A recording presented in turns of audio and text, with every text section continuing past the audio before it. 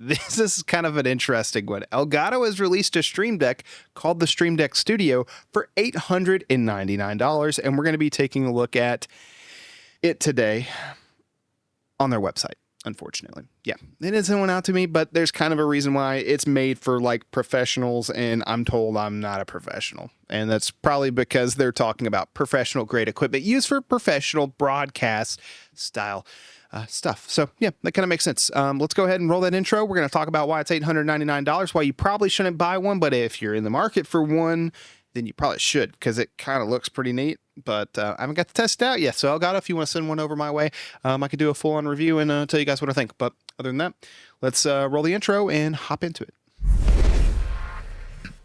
Before we dive into today's content, let's go ahead and pause for a moment to consider the value of making smart decisions. Speaking of which, we're thrilled to once again partner with Mint Mobile, the pioneers in transforming the wireless industry.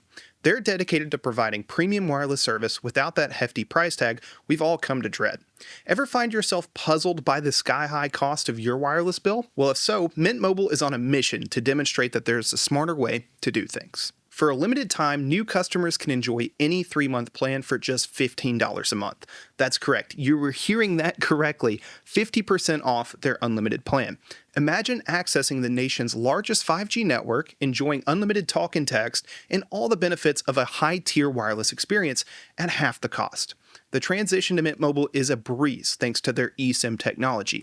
Many of you can seamlessly switch over from the comfort of your home in as little as 15 minutes. And for those of you that prefer a physical SIM card, Mint Mobile's got you covered there with a free SIM sent directly to your doorstep. Let go of the old, overpriced, and convoluted ways of wireless. Head over to trymintmobile.com/howtotech to snag this incredible offer and get premium wireless for just $15 a month.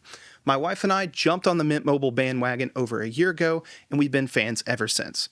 Who can resist the allure of significant savings? What's going on, guys? Chad here from How To Media, the channel dedicated to helping you take your media to the next level. And today we're taking a look at the Elgato Stream Deck Studio. This is like a Stream Deck. I would almost say on crack, but I feel like that's kind of a weird term to use, but let's just go ahead and put it this way. This is the environment that you're going to be using something like this probably in. So if you're not used to this many screens, this many buttons and knobs and stuff like that, then probably go ahead and stick to your typical Stream Deck XL, or Stream Deck Plus, I believe is what it's called. Stream Deck Plus is the one with the knobs. That right there is probably best for most of you, and I absolutely love that one. It's awesome, and they've even got new mods for it, so, check that out. I might even make a video on it. So the purpose of this video is for me to briefly talk about what the Stream Deck Studio is, and more along the lines of where Elgato looks like they're heading with their product stack, because it actually looks like they might be getting more and more into production and even prosumer, like, gear, whether that's camera, audio, video. I see them competing, or just at least being in the same space of stuff like Blackmagic, possibly, is kind of the realm and vibe I'm getting, or maybe products that compete, or maybe not compete, but work really well with those products, which it seems like this one does. So let's go ahead real quick and talk about essentially what this is. So this is a interface essentially similar to what we've seen with the Stream Decks that have a bunch of buttons. But the thing that's different about this is that it utilizes BitFocus. And the product that I've used in the past, and I actually use at my church, is BitFocus Companion. And it's really neat because I can take a Stream Deck, I can plug it into a computer, I can run BitFocus Companion, and essentially what it allows me to do is it allows me to control a ATEM or ATEM switcher, video switcher from Blackmagic. It also lets me connect to the board that we use for audio mixing, which is a Allen & Heath SQ7. So we can actually connect to that as well with these things called connections from BitFocus. And that's where this is kind of interesting, because you've got connections for things like Allen & Heath, you've got them for Behringer, you've got them for PTZ cameras. So you got audio, video, just all that kind of stuff on the production end. And there's just a bunch of different plugins or connections that work with a bunch of different things. So anything from like signage and TVs to projectors and live production environment stuff. So that's pretty neat. And that's what BitFocus Companion can do with just a regular Stream Deck right now if you wanted to. This thing right here supports that, but it also supports a jacked up, juicier version of that called Buttons. And what Buttons basically is, it's a professional broadcast control and routing made for regular human beings. What they're basically saying is they've made the interface a lot easier to use, and they basically took what it looks like was BitFocus Companion, and they made it a lot easier to use and a better interface, and made it a really complete product that seems to possibly not be open source like BitFocus Companion is.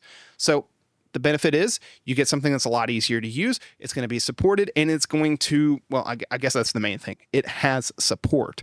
And, you know, there's a price tag that comes along with that. So we can have everything from a beta period, which these two have beta periods for, and it looks like these two might be coming soon with beta period or just coming soon in general. And we've got price ranging anywhere from $9 a month up to $100, and enterprise probably going to be a lot more. What this honestly adds is some really neat options. We've got the ability for RFID and even some user management, which is pretty neat too. So if you wanted to restrict access to this, you can. We can see here on this picture that we have an NFC location. So you could basically take your phone, tag it to it, or use a card or a badge, tag it to this thing. And then you could actually unlock what other options that the person has on this device. And the things that we'll kind of see along with that is the ability to say, like, maybe swap cameras. Maybe I've got a badge, I could tap it. It can only show the cameras for me. Or I can tap it and it would just show only audio options for me. Or maybe I'm a producer and I can tag it and it will show all the options for me. It's really neat. It also has pin code access to if you wanted to use that, but that's going to be in the subscription model on the higher end tiers. But if you wanted to use it just with BitFocus Companion, you can. So you don't have to pay money to utilize this at all once you've spent your $899. So that's an option for you as well. What you can also do with this, like I said, there's a lot of stuff in here. I do want to mention it can be powered over Ethernet. So if you have a PoE Plus injector or switch, you can actually power this without using a standard power outlet, which is neat. You can connect another Elgato Stream Deck to this port right here and kind of run it in series directly off of this and power it off of this device. And there's just a bunch of other stuff that's in here that's really neat. Places where this is going to be useful, I could see quite a few bigger churches that have multiple cameras utilizing something like this. I can see this in a lot of stage boxes for people that do music and gigs on the go, throwing this stuff in. Live video switching, if you do anything similar to a multicam setup that needs 4, 5, 6, 7, 8 cameras, well, this is a good way to do it, and also have buttons for your graphics and that stuff as well.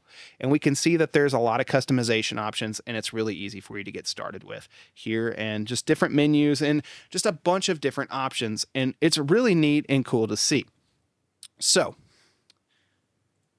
that's that. What is my opinions on this product? One, I haven't tested it, so I can't say whether or not it is a good or a bad product. I can say that I've used Elgato Stream Decks before, and they're awesome. They're great. I absolutely love them. I always have one on my desk. I've even donated one to my church, and we utilize it for BitFocus Companion and video switching and stuff like that. So what do I think? Like I said, from what I've used with BitFocus Companion and what I've used with Elgato, I like both. And I think the marriage of those two together for this product is really interesting. I would really like to get my hands on one.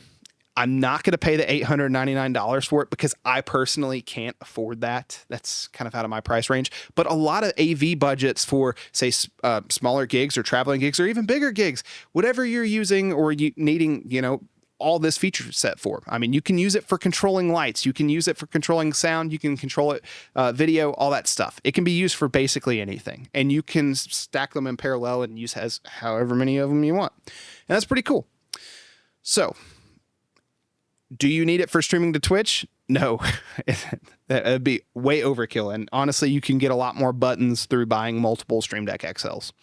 Or you can get the audio options that you need through a Stream Deck Plus, which is really nice. It gives you a bunch of audio routing and customization options, and those even have new modules that connect in there as well.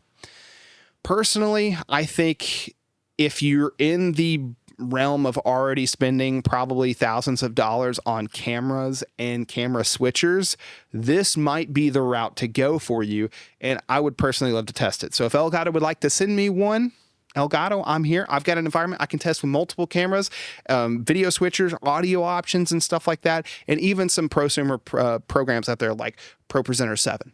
So I'd love to test it with that, honestly. So if you want to send one, I'll test it. But this is 100% my own thoughts and opinions on this product without actually getting my hands on it. So take that with a grain of salt, and definitely check out other videos that are out there that might go more in depth on how to use this and people's experiences with it as well. Because BitFocus Companion's great, Stream Decks are great, but maybe the marriage of them together for this product is abysmal, and I don't know. So definitely, like I said, take everything I say with a grain of salt, and also know that I really do like Elgato products, but I'm not entirely just biased towards that. I've bought an Elgato capture card way in the past. I think it was the Elgato HD7 or HDS or whatever, and it was awful. But everything else from Elgato I've purchased has been great. So once again, take everything I say with a grain of salt, watch multiple videos like always, and get your facts before you go ahead and spend your money. Thank you guys so much for watching. This has been Chad from How To Media, helping you take your media to the next level. Let me know in the comment section down below what you guys think of this product. Is it interesting? Do you have a use case for it, or do you want to buy one? There's some people out there that'll just buy one to buy one. If so, let me know, and let me know what you think. Thank you guys so much for watching, and I will see you guys in the next video. Peace.